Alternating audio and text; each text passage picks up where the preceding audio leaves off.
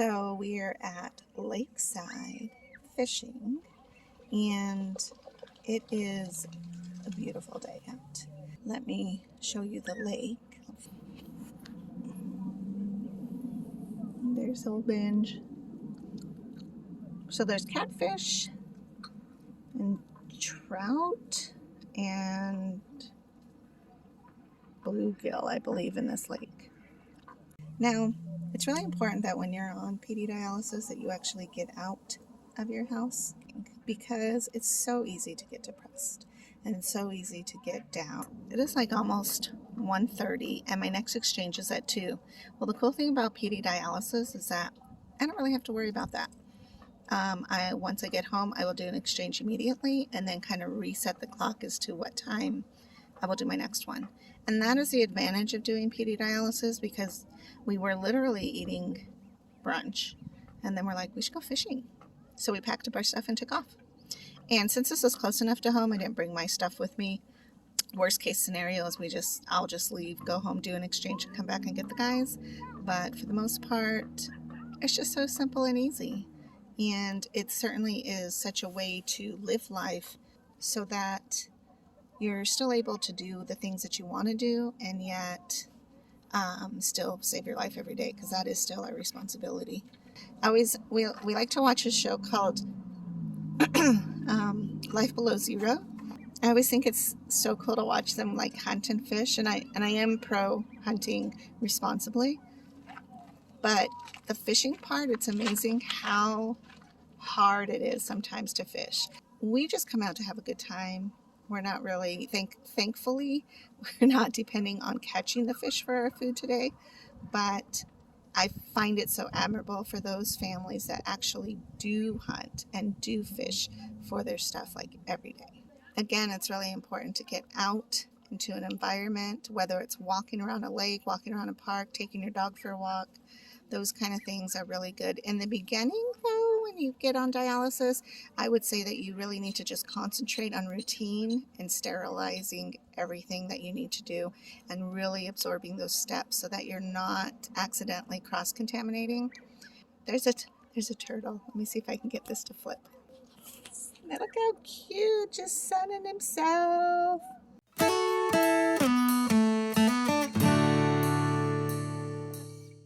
Okay, that was cute. I had to show you that. There are times being on PD dialysis that you will feel a little bit annoyed.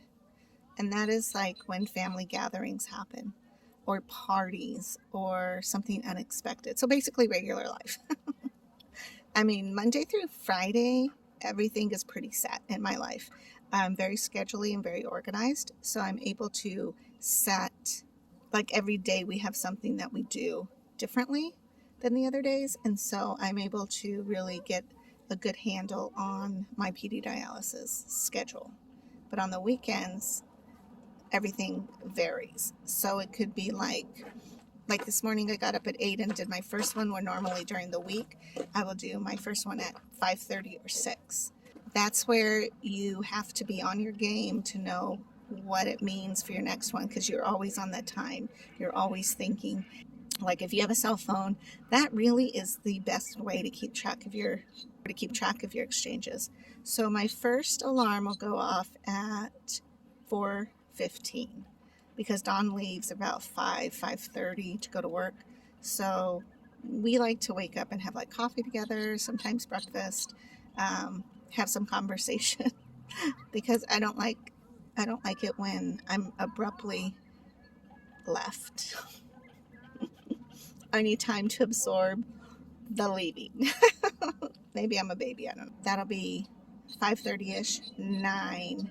And then I'll do whatever it is I do. And then around 12:30, I will do my next exchange, which is the drain, because then I'm actually able to not have anything in me. And that's usually when I do my second workout, because my second workout tends to have weights. And when you have dextrose in your body, you do not want to lift weights. You don't want to ever accidentally, I think the duck's trying to be on this vlog here.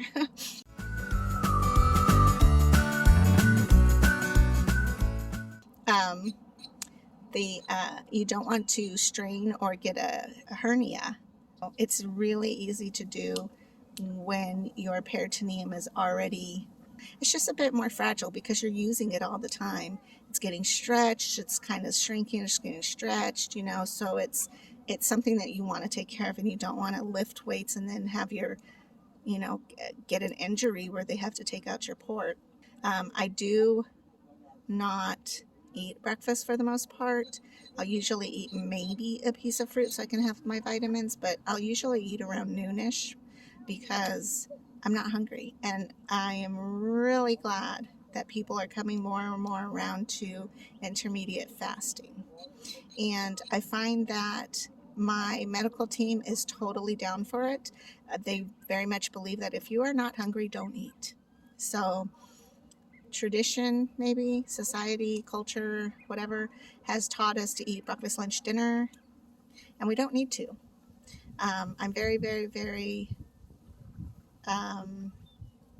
passionate about rewarding your body when it's necessary, rewarding your body when it is needing it, rewarding your body because it earned it, instead of let me just stuff my face because I'm bored or I'm tired or I'm sad.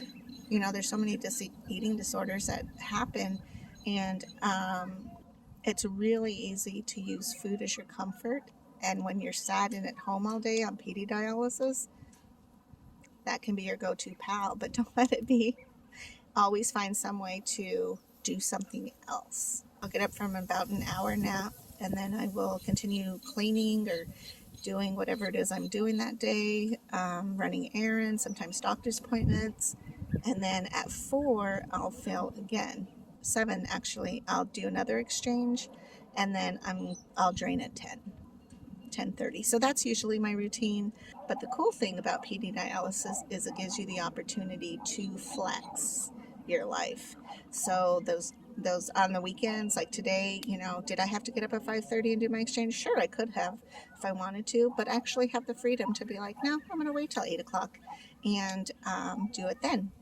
PD dialysis isn't bad.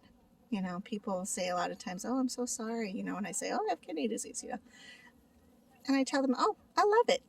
It's not a big deal. It really fits my lifestyle. I have such a great support team around me all the time.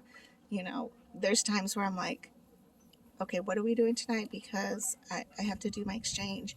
And Don will literally tell me, like, then we're not going to go because your exchange is more important. Or, okay, we'll go when you're done. He's not going to rush me into doing something that isn't safe for my body to do. Like, it's just a phenomenal support, because that's the most important thing, is I have to do my exchanges a day. So how I line it up and figure it out is my responsibility. But there are times where I'll have to say, okay, well, we're going to be late to that event because I have to drain or I have to do my exchange. And he's never upset about that. And that to me is vitally important to have in a partner who is going through this with you, because it's not easy. And it's super easy to skip them. If you have a partner, or if you are the partner, know that we are trying to do the best we can with the disease that we have. Know that we struggle every day. Sometimes we are moment to moment.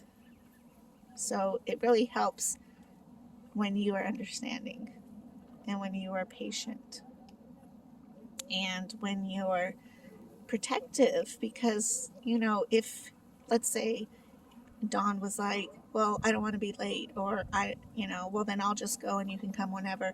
That would be so hurtful to me. Like, I literally am saving my life every day. And so that has to be important to the people around you. They have to understand that is what you're doing every day.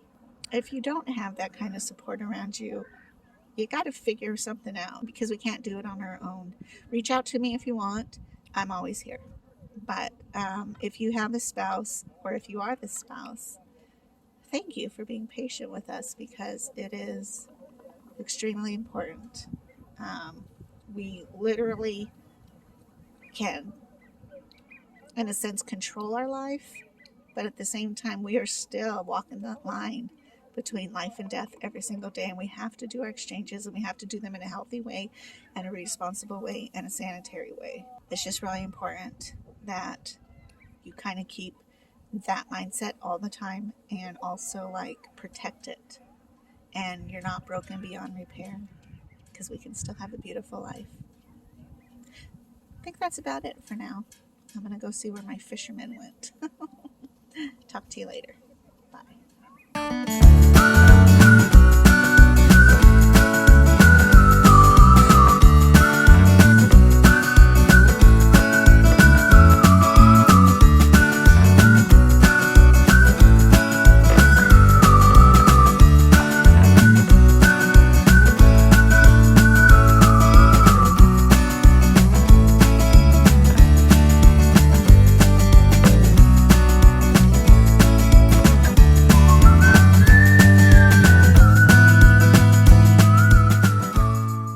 Found a squirrel.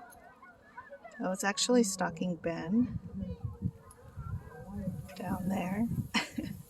I hope he didn't get anything that was Ben's, because he scurried back up with something in his little hands. I'm going to see how close it can get. Oh, there he is, watching me. I'm not going to hurt you. I just want to take you home. I'm pretty sure you would like it in a one-bedroom apartment. See if he'll let me get closer. He's so big. He's like a small cat.